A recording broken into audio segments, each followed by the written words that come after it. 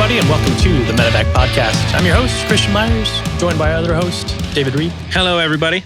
Before we hop into today's episode, if you've listened before, you know there's a price. You have to share it with a friend or family member or somebody in general. Share it on your friends list on the social media platforms. We love comments. We love questions, concerns. If you get something out of today's show.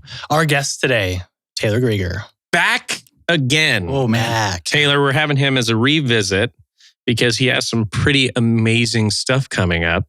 If you have not seen Taylor's first episode, we dive into a little bit of his military history, and then we discuss his nonprofit where they do a little bit of sailing, which terrifies me because open water. Whew. I know you need to come out. Little quick recap that I wanted to bring up is Taylor Grieger over here is the star of the documentary Hell or High Seas, where he takes this small, shisty-looking boat and sails around Cape Horn to overcome the PTSD that he faced.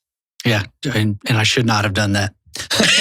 It was a bad move. Bad idea, yeah. In hindsight. Well, you lived. Yep, and now we're here. You made it. So let's do a quick recap. Navy rescue swimmer, right? 6 years as a swimmer, correct? That's right. And, had multiple body recoveries being really the highlight of... Low light? Low light? Yeah, I can't use the word highlight, but I could say that it was something that you didn't expect in your military service, right? You thought you were going to be doing a lot of rescue and you were doing a lot of the mundane tasks that really added up over the years. And when you got out of the military, you're just like, fuck it, I'm going to sail. I'm going to sail away. Impactful moments. Yeah, I was pretty done. I was pretty done. Like, I'm going to the horizon. Let's go. So that's when you started your next career as a pirate. Pirate, yeah. When I had the long hair, now I'm kind of like a corporate pirate on the water. I do miss the hair. I miss the hair as well. I said it built the picture out just so much better. It's coming back, don't worry, especially for the race that you guys were talking about. I'm not cutting it again. Yes. It's going to be, I think the rest of our crew is all going to grow it out too. Oh, perfect. So it'll just be a whole bunch of veteran pirates from around the world. Yar. So let's recap. I'm going to start with Hell or High Seas again. Last time we discussed your military service, some of the adversities that you faced while in, some of the challenges that you've had during training. But let's talk about Hell or High Seas a little bit. Cool. So how did this initial conversation get started? How did you focus on sailing first and foremost? The real dummy version of it, and before I really understood what was going on, was I realized that I was scared at sea. And for me, that was the biggest light switch. Because when I was in the Navy, I realized I had a problem in the Navy because I didn't care if I lived or died. I just didn't get that feeling anymore. There was no, oh man, I hope I make it out of this alive. I was flying and I was like, I don't really give a shit right now. Yeah. I just didn't care. And so whenever I started sailing, when I got out, I'd find myself in these storms. The first real bad storm I hit was in the middle of the Gulf of Mexico, which sucks because the Gulf Stream comes up and it turns, it's like a big washing machine. Yeah. So if a storm comes in, it's not fun. The waves are flat and boat breaking. That was the first time when I got out, I was like, holy shit, I don't want to die. I'm going to die out here by myself in this dark, cold water, you know? Mm-hmm. That scared me. And that I realized I was like, when's the last time I was afraid? When was the last time I was scared to die? And I actually cared if I died. That was the biggest light bulb moment what sailing did for me. Because I wanted to stay alive to see, the next sunrise because it's gorgeous out there, man. It felt good out there, and I wanted to keep feeling like that. Then I came back. I was living in Pensacola, and I was on land working for a charter company out there, and I was real depressed. Had a super hard time. Then, people see the documentary where that leads. Mm-hmm. So I don't know. I called my buddy Steven, who's in the film, and he's researched PTSD his entire academic career. His whole PhD was based off of it, interviewing combat veterans from Iraq and Afghanistan. I was like, dude, have you ever talked to anybody that just doesn't want to live in this world anymore, that they're not in control of their body, that your body just ran away from me. Adrenaline would start running for no reason. And it scared the shit out of me. I don't really know what to do. So you didn't really want to live like this anymore. And he was like, every single person I've interviewed has said that exact same thing. Yeah. I was like, what? You know, I was like, holy shit, are you serious? Like, I'm not the weird one here. Yeah. This is normal. And that lit it off. I was like, that's the problem, man. People don't understand that you can't expect your body to operate at that tempo for years and not change and come back and be fine. It's going to take that many years, if not more, to get better again. You know, nobody ever told me that. So did you ask yourself the question quite a bit, like, why am I feeling this way? I did. It was weird, man. And look, dude, almost instantly, maybe the first time I didn't really catch it, but the second time I was like, I've never had this happen with my body before. When I was in the military, adrenaline wouldn't just start running. My body's sitting there not doing anything, you know? Yeah. I wasn't depressed in the military, you know? That shit didn't happen. And then when I got out, I'd be sitting there and adrenaline would start running for no freaking reason at all. I'd start thinking about shit that happened in the military. I'm like, man, I don't want to fucking live in this world anymore. Yeah. It's disgusting. That didn't happen. So I'll like definitely significantly the second time I was like, something's wrong with me. Something's not right, man. I can't keep living like this. So yeah, I definitely was wondering, but I didn't know who to talk to. Who do you talk to? You don't want to talk to your buddies. You know, I was ashamed, you know, in a way I'm still kind of ashamed about how it was, but it's just because I didn't know. I didn't know that that's normal, that it's pretty stupid to think that your body didn't change after that many years. Yeah. Now, and back then I didn't. And now how many people have you talked to about this? Millions. And how many people have told you that they felt the same exact way? All of them. Yeah, dude, especially from Vietnam, man. Yeah. The guys all the way from Vietnam till today, right? People are still coming home with that same mindset, that same experience, and those same emotions, just overwhelming. They don't know what they're stemming from. They don't know how to fix it. They just know it's unnatural or it's incorrect, right? They realize I've got these incorrect emotions for what's happening right now. They don't think that anyone else experiences this. Telling you, I'm looking at you guys in the eyes right now. Talking to you. Everybody has felt this at one time or another. If you're feeling it more often than not, it's because there's something going on. There's an incorrect signal being sent. Yeah, let's talk about why. Let's jump into that. Exactly, yeah. So when you live, and we hit it on the first one, but just to recap real quick for everybody listening, when you live in an environment where you think you're going to die every single day, your body's in a constant fight or flight state. Cortisol and adrenaline are being dumped through your body. And that has been shown to reduce the size, on a physiological level, the size of your hippocampus and your prefrontal cortex. And your hippocampus is what regulates your body's emotions when you get those adrenaline dumps. Yep. So if that shrinks, your body's ability to cope with that and handle it diminishes. Dramatically. Yeah. So it's not mentally, it's physically your body's changed. That's why. That's what's going on. And that's what adventure therapy helps. The chemistry is off. The chemistry is off. Yep. And I think that when you go from a heightened response, like you said, to having time to think about it as well, really gets into your head a little bit. You have time to think about all that. When you're in a therapy or an outlet, riding mountain bikes, sailing, whatever, you're experiencing life. And all that other noise is turned off. And I think that's what you need, is we need to think less and focus on the task at hand. And then all of a sudden, now we're dumping out those emotions that we're feeling. And your hippocampus is regrowing. When your environment, when adrenaline and endorphins are running, it's been shown to regrow your hippocampus. So you're on a physical level, you're healing your body. And as it regrows, your body is able to cope with those dumps a lot better. Absolutely. So talk to, I kind of want to dive into the trip a little bit, like some of your experiences that you went through. What were some of the most challenging moments that you found on the boat that you didn't expect? I completely underestimated the doldrums, getting stuck there for 2 weeks. I think it was 13 days. Yeah, I mean, if you're in a sailboat and there's no wind, you're not going anywhere. So that was pretty, not traumatic, but memorable. Especially for Steven, you know, because he hasn't, before that moment, he hasn't really been hungry before. You know, I think anybody in the military has been hungry and cold at some point. So I was like, man, this freaking sucks, dude. Yeah. It's okay to say this sucks. This is a sucky moment. Completely underestimated doldrums. We were just floating out there. It was like, imagine if you're shot down in a raft. It's the same kind of thing. You're just floating, eating all your rations, watching it go away and getting burnt by the sun. That was pretty terrible. That was my first real like, damn, this is terrible. It's So not fun. You guys were stuck out in open water for 13 days, you said? Yep. It was after we rounded Honduras and Nicaragua, our engine seized. We were in a storm trying to keep off the coral there. We were way too close to land when the storm hit us, and we were in some pretty bad waves. And I should not have been running the engine, but it was our only shot. Yeah, and it seized because it wasn't getting enough oil. So we had the next repair facility was in Panama, so we had to sail there. So once we were about 350 nautical miles into that stretch, man, wind died, and we didn't get a drop, like enough to move the hair on your head at all. It was terrible. That was bad. What are the kind of thoughts that are going in your head like this? Because we talked about this in that it really forces you when you're on a boat to be stuck in your head at some point. So what are the kind of thoughts that you're facing at this moment?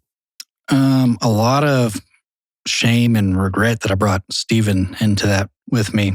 Honestly, I was beating myself up about it. I still do.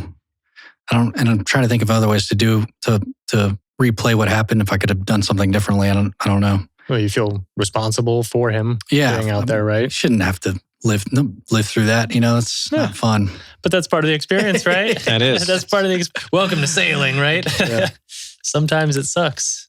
It does. It's part of the adventure. It does. And now you had a fire out there as well. Oh yeah.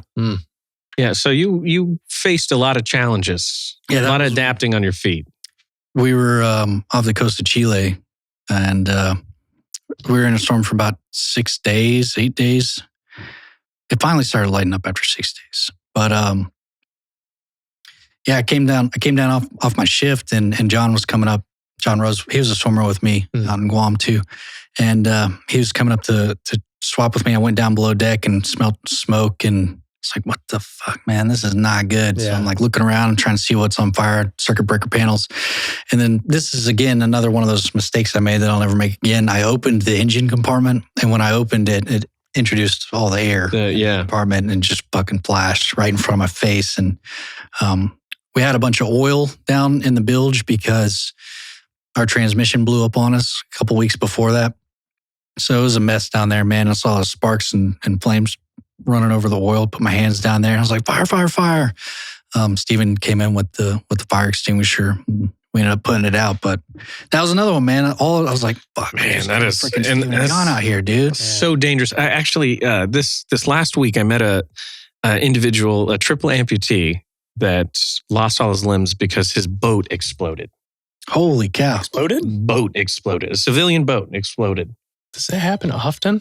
You tell me. Not that often. Oh, man. No, not that often. But I mean, a fire on a boat in open water. Yeah. That's about the worst possible circumstances you could have.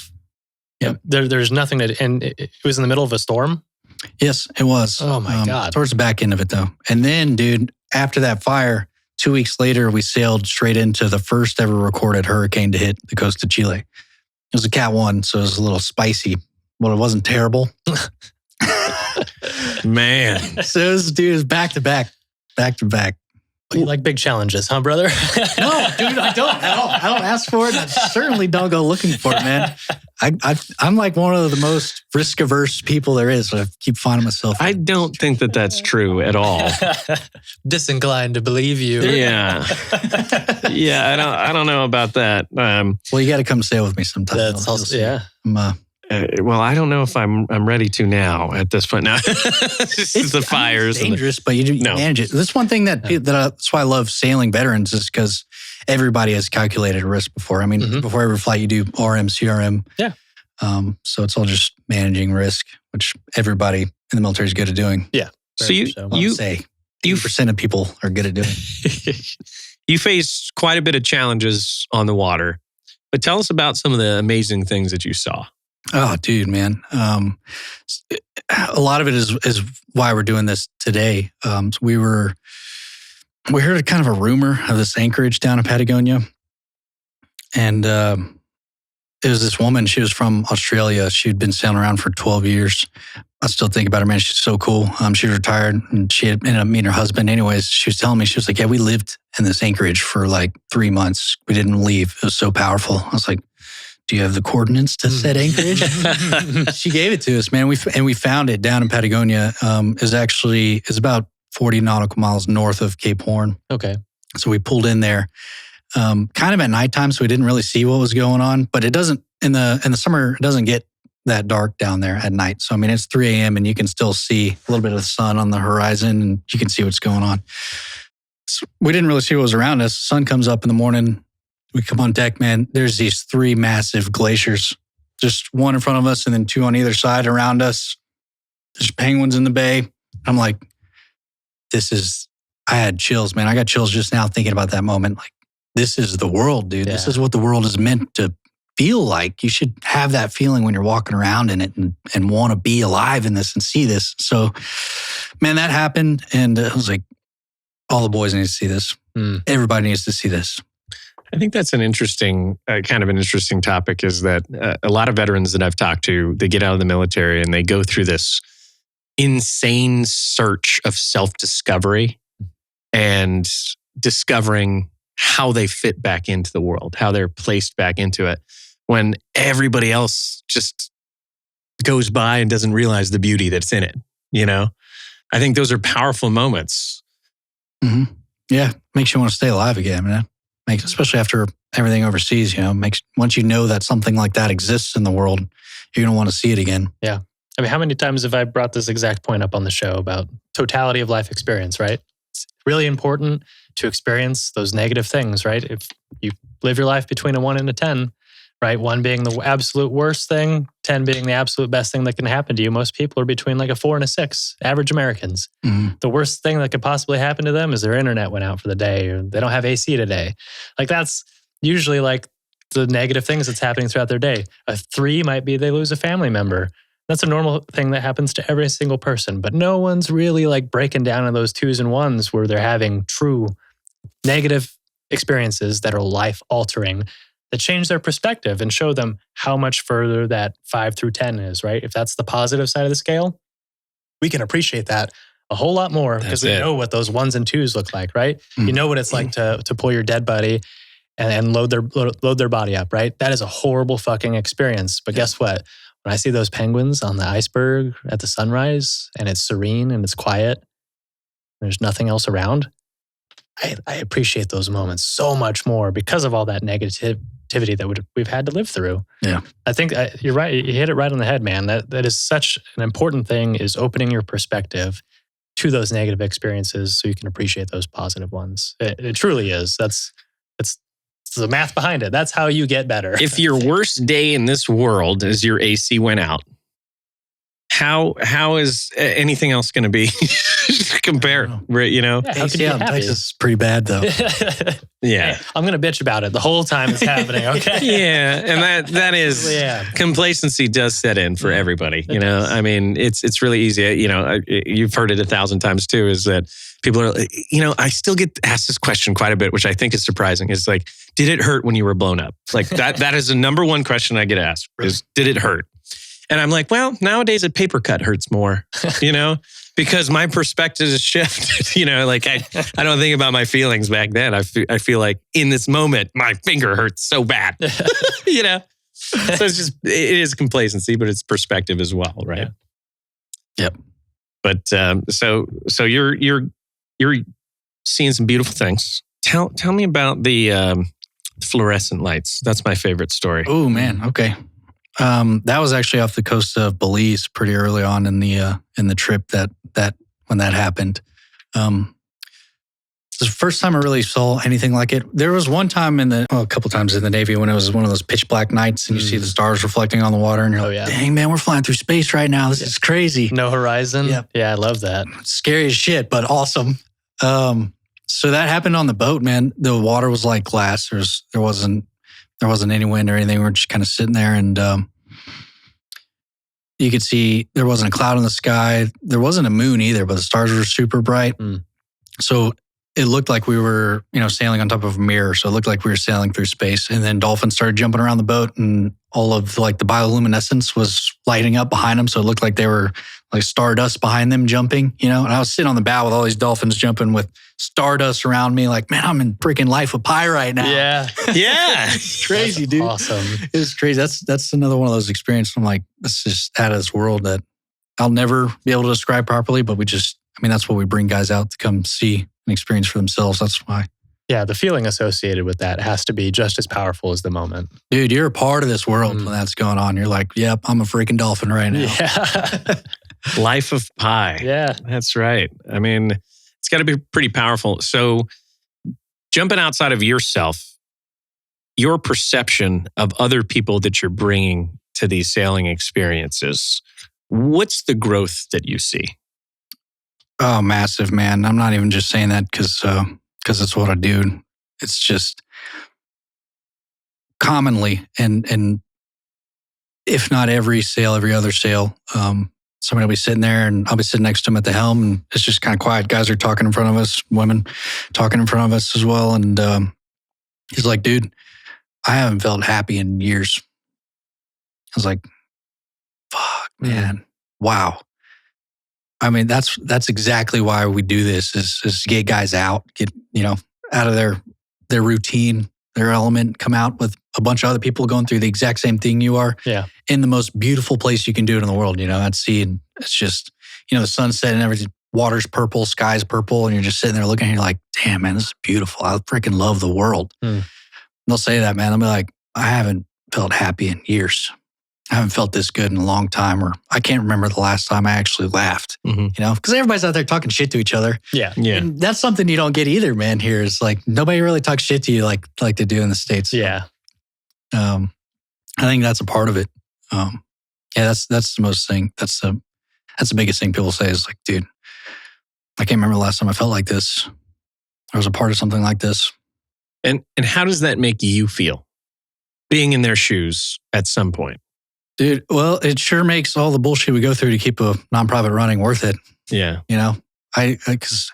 So now most of my time is spent fundraising to get guys on the water for these things. I don't get to captain a whole lot of the sails, but when I do, man, it makes it all of it's worth it. Because I'm like, hell yeah, I'll lose sight of it because I get pissed. I freaking hate fundraising with a passion, dude. Yeah, with a mad passion. It sucks the life out of me. So I'll get frustrated again, and Samantha, my other half, she'll be like, dude, you need to get on one of your own sails. Yeah. Now. Go for 3 or 4 days and then come back. I'm like, you're right. I'll go. I think that's an important lesson, to hear. Is most of the time we get so wrapped up in, at this level is like, how do we help others overcome, that we stop focusing on ourselves as well. Yeah. Right. Which is like the first thing you learn in rescue swimmer school, and I still lose sight of it. If you're not 100%, you're not saving anybody. Mm-hmm. Yeah, put your oxygen mask on before you put on someone else's, right? Same theory applies. That's a good point. That is a good point. Oxygen mask theory. You gotta take care of yourself at a certain point, because if you continually give yourself to death, who's fundraising for the nonprofit now? Yep. Right? That's part of your responsibility too. It's been a big learning curve. Yeah. I struggle with the same thing. Dave struggles with the same thing. Like, we overwork ourselves to ensure that the mission will get done. But it's important to make sure you take that time for yourself so you can recharge and make sure that the mission does succeed. Because you can give yourself away completely. Yeah. Especially in a nonprofit. It's really easy to do. Continually give yourself because you know what you're doing is right. And give your family away. Yeah. It's a toll on everybody around you. Can be. Yeah, but like everything else, balance needs to be a priority. You can't take care of others if you can't take care of yourself. And you should know more than most people what being on the brink of giving up looks like. Yeah. I still lose sight of it, man. I need those sailing things. I think any adventure therapy, even hunting for me, it's the same thing when I'm sitting out in the woods by myself. Like, man, you feel a part of it, because you have to pay attention, Where's the wind coming from? What time's the sunrise? Where am I sitting? That experience self right there. You're in the moment. You're like, how often are we all entirely into the present, into the moment? Dude, right? Too rarely. Yeah. You gotta incorporate some sort of life-threatening element Otherwise, you're going to be half-assing it, right? Yeah, like but if I don't get this right, I'm going to die at sea here. And that makes that beauty that you're experiencing all the more better, right? It's got to be. What do you guys do to reset that button? Oh boy. Oh man, I've been really bad about this the last year and a half. Really bad about it. Yeah. Yeah. And that's that focus too, is that we're building something where we're trying to set things up, and you sacrifice a little bit of yourself along the way for that. But I mean, there's different tiers to it, right? Is I can't pick up and go on a boat every day, right? But I could go to the gym. I could go to the shooting range. I could do these little things that help me put my mind into focus on the task at hand. If I could distract myself in any capacity, for the most part, that's therapy for me. Yeah, I would agree with that. Absolutely. For me, it used to be skydiving. I was real big into the skydiving community for a lot of years. I just haven't had the time to do it since I've been out here all that much. But last spring, Dave and I got into mountain biking, pretty heavily. We were out there, pretty much every weekend, a couple times in the morning before work. And mountain biking offers that same exact thing. It plugs you into nature, takes all of your focus. It's adrenaline inducing. Yeah, you're going. Death isn't necessarily death isn't necessarily the major risk there. Sure, it's possible, but not the type of riding I'm doing. I'm not doing 80-foot jumps, but it offers those same exact things. And I think there's a lot of crossover with adventure therapy that allows you to shuttle the noise off. I do want to touch on, which I thought during my recovery was one of the most beneficial therapy programs that I did, and that was scuba diving. Especially for those who are missing multiple limbs, paraplegics, they get into the water, the noise is turned off, right? And they're able to just float through the water and have that mobility and that independence that they don't have above land. And that was like really powerful for me. I liked that, especially just standing up hurt, back's broken, and you get in the water and it's that zero gravity. Nice. Where'd you go? Where were you diving at?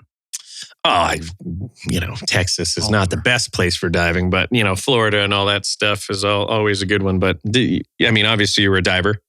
Yeah. Oh yeah. We dove in Guam quite a bit. Except, do you think that the military has a tendency to take away the fun for a lot of... I haven't dove since. Of course you haven't. Well, it wasn't fun for me anymore. Yeah.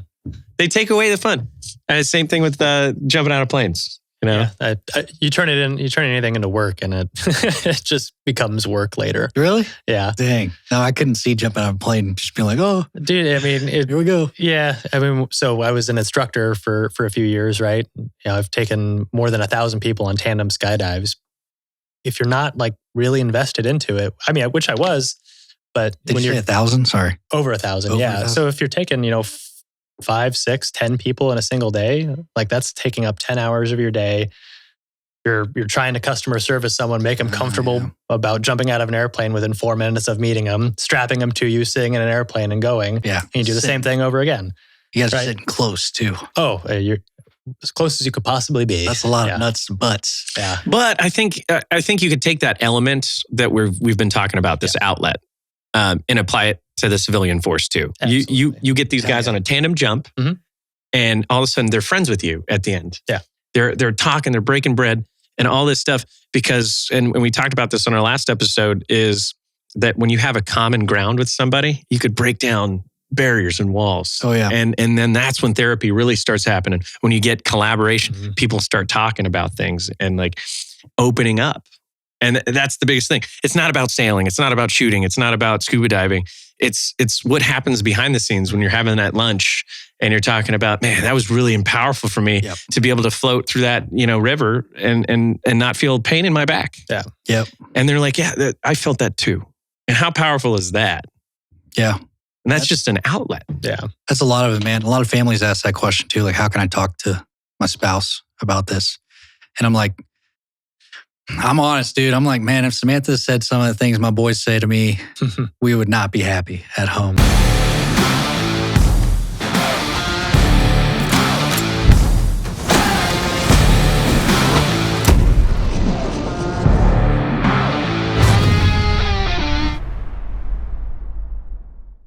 it'd be an instant fight, So I'm like, let us have that conversation, Put them in an environment where we're outside and be like, hey, you're kind of being a little bitch right now, dude. But that's that shit talking that we talked about too.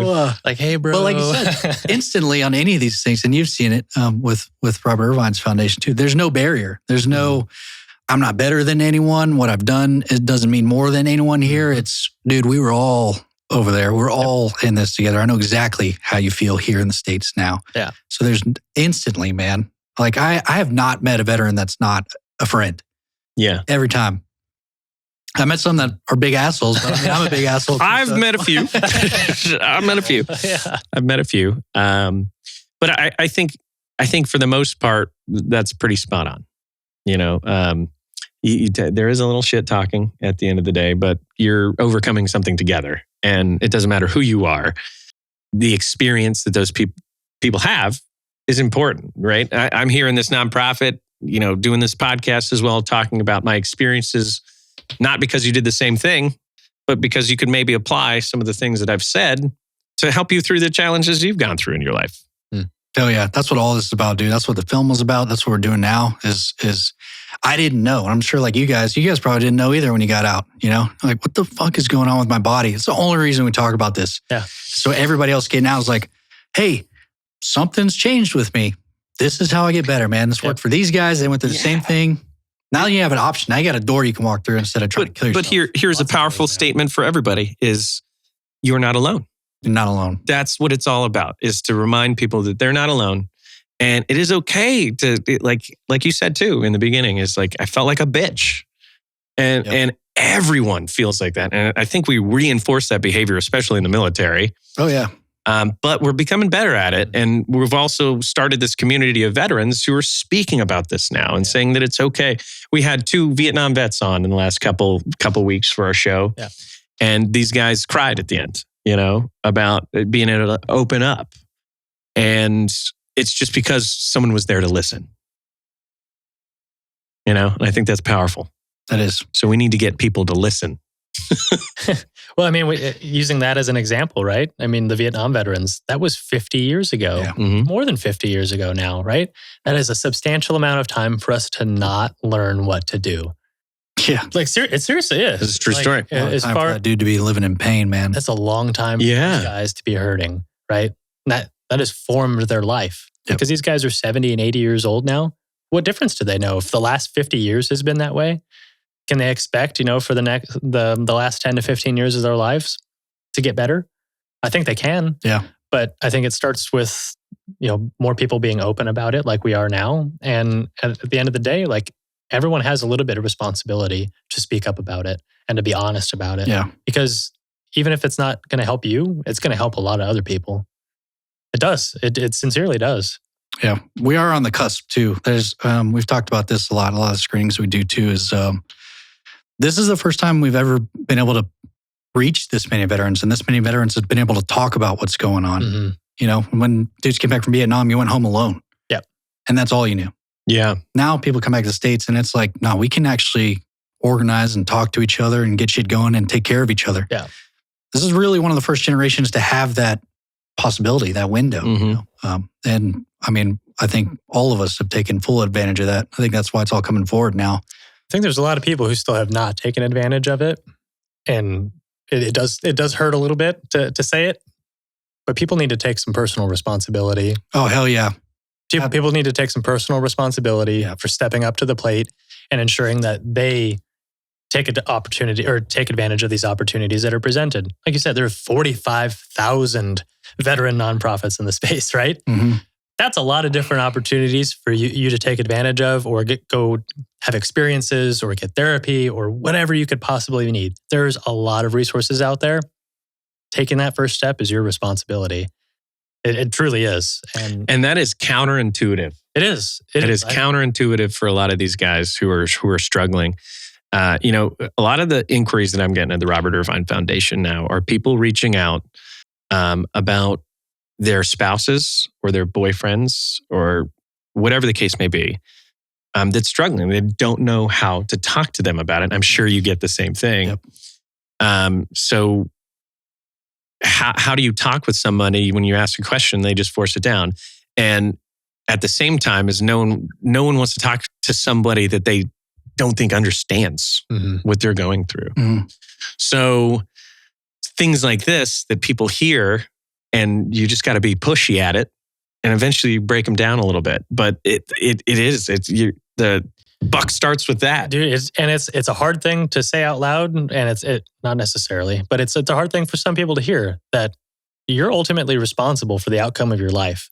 And if you have gone through all this, say you've done 10 years in the military, right? And you've made it that far, and you stop and you can't take one more step, like you have to.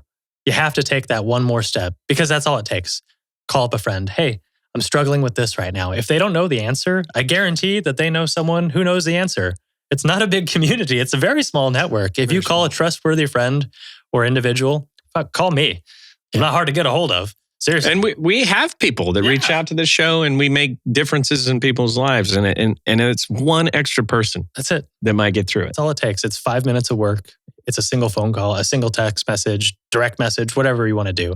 Like if it's not someone you know, talk to me. Hey, I'm struggling with this right now. Can you send me in the right direction? Yes, absolutely. But that first decision is your choice.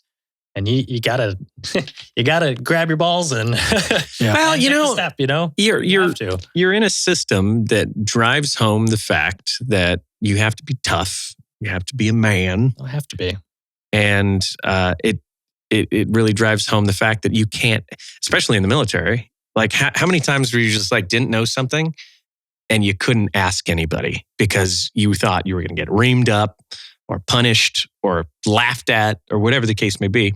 And that's back to leadership as well, is we need to start implementing, systems in place where we're able to break down those walls and say, come to me if you have a problem, right? And let's get you through it, because we got to get you mission ready and push you off. Because the years and years of shoveling shit over it is not helping anymore. Yep. Yeah. That's fair. It's still hard though, especially I haven't figured out how to tackle the military one. Because if you ask for help in the Navy, specifically if you're a rescue swimmer, this just happened. One of our boys did. He was having a hard time and he was thinking about killing himself, and he asked his command for help. They took his wings. He's not allowed to fly anymore. Yep, and he'll never fly again. Never fly again. That is awful. And now think about his state of mind, right? Yep. Hey, I did the right thing by trying to save my own life. I spoke up. And he got punished for it. There's all these command meetings about, we take care of each other, let us know if you're having a hard time. You do. And then they're like, all right, you're fucked now. And from his point of view, like obviously from the Navy's point of view, they can't risk it, right? Of course. You have to understand that. Yeah. We do. We understand that. But from his point of view, he spoke up and he got punished. Yeah. Took his wings away. What if 6 months downtime, out to an adventure therapy program, come back healthier and better than ever? What does that do for his morale? What if a single week made a difference? A lot of these guys don't get a single week away. When they take their leave, they go home to their home state, or they stay at home and they drink, or whatever it is. A lot of people don't take those opportunities that are readily available to them. I think that's the answer. But I do think that the military needs to afford a little bit more on the R&R side or the recovery side, or at least understand that a mental health, conflict or disorder or whatever you want to call it, is curable. They are. You can get through them. You can get through them. You can manage, and you can get to a point where you can become operational again. But the military just isn't quite there yet, I don't think.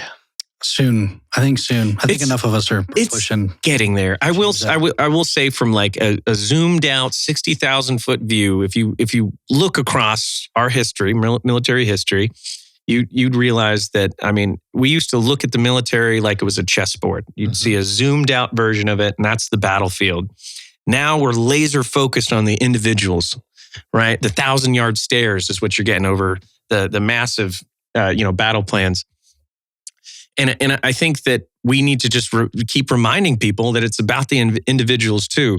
It's how they feel the overarching health of that individual.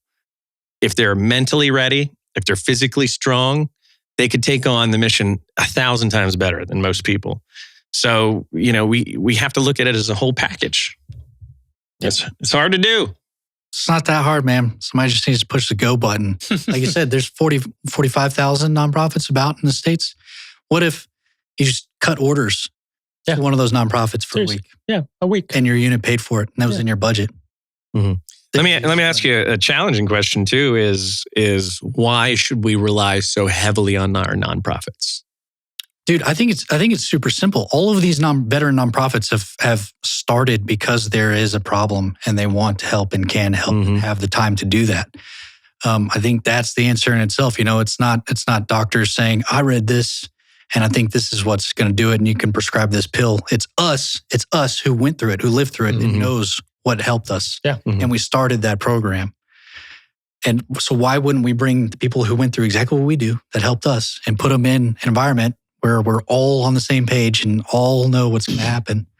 I think it removes the bureaucracy too, to answer your question. Like, I think I know where you were going with the military being able to offer those things, right? Bureaucracy is exactly where I was going. Yeah. So if the military is running that way with it, well, which it's valid in all fronts. That's the other half of the answer. You're exactly right. But I think the reason why we don't have the VA set up these programs, right? For instance, if the VA set up, okay, we're setting up a sailing department and a mountain biking department and a basket weaving department and all these little things, right? Well, what does that do? Okay, well, these all need oversight now. And then we need district managers for these. And that it becomes, and public perception of that alone huge bureaucratic nightmare would be a nightmare. If could you imagine for the taxpayer to hear that this program is going to sailing for veterans? And a lot of people will be like, why do veterans need to sail? Why do they need to go on these vacations? And there's a negative connotation there. And they don't understand the stories of what's going on behind the scenes, that's right? part of the problem, that gap there. That is part of the problem. It is, and we're not focusing on the sailing aspect of things. We're focusing on getting you out of the environment that you're in, putting you with some like-minded individuals, and challenging you to overcome some pretty hairy obstacles and see some beauty in the meantime, Yeah. I think that is a tough one for most people. Yeah. Honestly, if the VA started funding programs like that, even just lightly, it doesn't need to be overarching in every single nonprofit, but if they shuttled some people around, gave them access to it a little bit more often, I think we would be taking a step in the right direction at the very least, and opening, DoD active duty up to those as well. It's just as important because preventative maintenance, right? If you talk about it from a financial perspective, okay, DoD, we've invested $2.5 million into the training this person. They've been working for you for the last 10 years. Do you want to start over or do you want them to finish out the next 10 years? Right. All they need is, $2,000 and 2 weeks off. Yep. That's it. That's all it's going to cost you to maintain your investment. Yep. And because that's what it comes down to at the end of the day. It comes down to numbers. They don't ultimately care about the individual. They care about the numbers associated with it on a macro platform, right? Big picture, that's what it comes down to. And that's the answer. It's way cheaper to do it that way than to, not allow it and have them kill themselves or have them on medical leave or whatever it is that becomes, more of a leech to the system. Like, it's an easy justification on the financial side. It's a way easier justification on the personal side because we know the positive effects that it does. So if you can somehow, tag their ear or, tug their ear to a point where they'll listen to the personal aspect, which I don't necessarily think you'll always get. Sometimes I do want to grab people by the ears and scream into their face. Yeah. Why don't you Why don't you understand me? Why don't you get this? You can't Ranger smash everything. Yeah. Is what they told me once upon a time. But I think I think it is something that we're moving towards, helping these guys out. And there are an ample amount of nonprofits out there that do have such niche programs that really can amplify someone's recovery for sure. So let's talk a little bit about your next trip that you have coming up and that you're currently fundraising for now. Yeah. Man, we need help. I'm talking to you. Need help from you, America. Please. America. Save me. Yeah, we're racing in the Ocean Globe race next year. We're taking 40. We have a team of 40 veterans from around the world. We got Lithuania, UK, New Zealand, a lot of guys from the UK, actually, Germany, on our boat. And then surprisingly, a lot of Marines from the States are on our crew too. And that's going to start in September of next year. Mm-hmm. It starts. I think it's going to start in France. So that the starting line hasn't been decided yet. There's 22 other boats from around the world. We're the only boat representing the United States in this race. It's going to be the largest sailing race of our generation. And it's not your big hydrofoil $30 million yachts. It's regular sailors like us. That's kind of the whole point. And there's no modern technology allowed. So It's like 1970s? yeah, it's based after the very first Whitbread around the world race. Wow. So all the technology they used is what you're allowed to use. So you're limited up to that point. Mhm. That's pretty So cool. it's all celestial, everything. So can vets bring iPads? No, All right. no, you can bring book. All right. Bring a book. Bring a book. Yeah, man. And it's broken up in 4 legs. So it sails probably from France to South Africa to Australia, Australia to Rio de Janeiro, and then back up to France, stay in the race about 9-10 months to get that done. How is that scored? I'm sorry. Is it scored in sections or overall? Yeah, it's really dumb. And I'm not a racer. We're in it. We're in it to be there. Probably not going to win because there's some other really good boats in this race, but we're going to give them hell. Yes. There is a chance though. We're all veterans and are used to living in shitty environments, right? Everybody else is civilians. They're going to have a hard time. We're going to be like, damn, this is fun. Yeah, This is good. Let's go. Wish it would suck more. It's That's freaking amazing. cold. 50-foot seas. Hell yeah. Everybody else will kind of slow down there. And what's the total mileage? Man, I don't know, 26,000 nautical miles, somewhere around there. Wow. Yeah. It's going to be fun. Each leg we'll rotate crews out. We've got a main crew. It's myself, John Hill is our chief mate. He's actually active duty now. And then Mark Vital is our main guy pulling the crew together. Us 3 are going to be on the boat the whole time. The rest of the team rotates out every leg. So, like I said, it starts in September. We're training now for it. We've been training for 6 months for it. We've got we've got another 7 months before we need to get going over there. So right now it's kind of a real crunch to fundraise to get this done. We need to raise another about $240,000 here in the next couple weeks. Mm-hmm. So if anybody wants to put their business on our boat, let me know. Yeah. We need some serious help. We need some serious sponsors. Yeah, we'll put your company's name on the side of our boat and on our sails, and take that around the world. It's going to be some big visibility, but we definitely need help to get it done.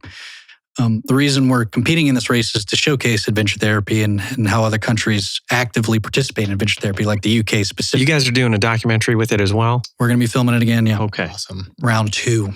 Round 2. A little better boat and a little better crew. A little better budget. A little more experience. So put your company on the hole, and it'll be in the documentary as well.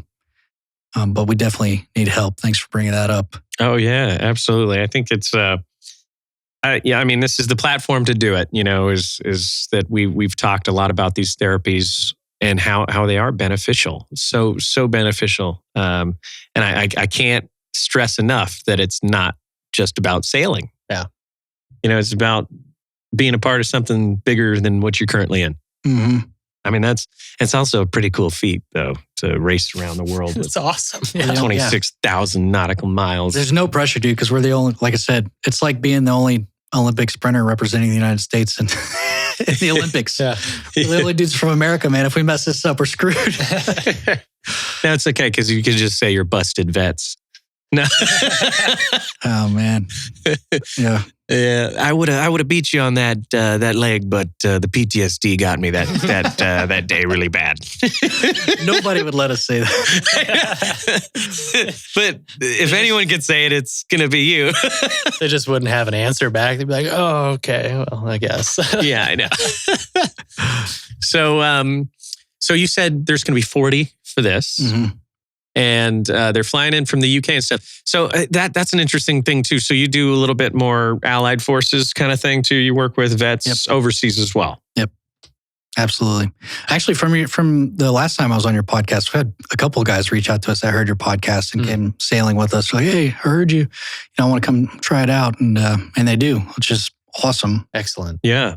That's why You guys you're are here. worldwide. Hey, that's why this exists, right? That's why we have people That's why like it you exists. with programs like this on the platform. If you guys aren't taking advantage of it, you're missing out. Free sailing trips, you get to go have some awesome camaraderie. You get to go sailing. Mhm. I mean, what more could you possibly We're all want? topless. Yeah, you get to see Taylor's belly button. Ooh, belly buttons galore. That's that's a good one. So obviously, when is your fundraising deadline? 2 weeks. What is this? September 3rd? A little over 2 weeks. September 19th. Oh, you got a little bit. Oh, we need to Yeah. bump this up in the. We need to bump this So up. probably the day this airs is one that deadline. We'll bump it up a week for you. But if you're listening to this, get your business on there, partake. And where do we donate at? Yeah, you can go to our website, skeletoncrewadventures.org. We can put that in the show notes, right? Oh, yeah. All right. Oh, Hell yeah. It'll be at the link. You can also contact us there and email, like if you're having a problem or your spouse is listening and they have a problem, send them our way.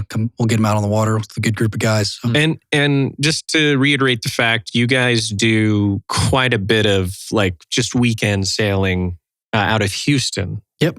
Right. South of Houston, yeah, we're still out of Kima. Right now is hurricane season, so it's our downtime for the next month and a half.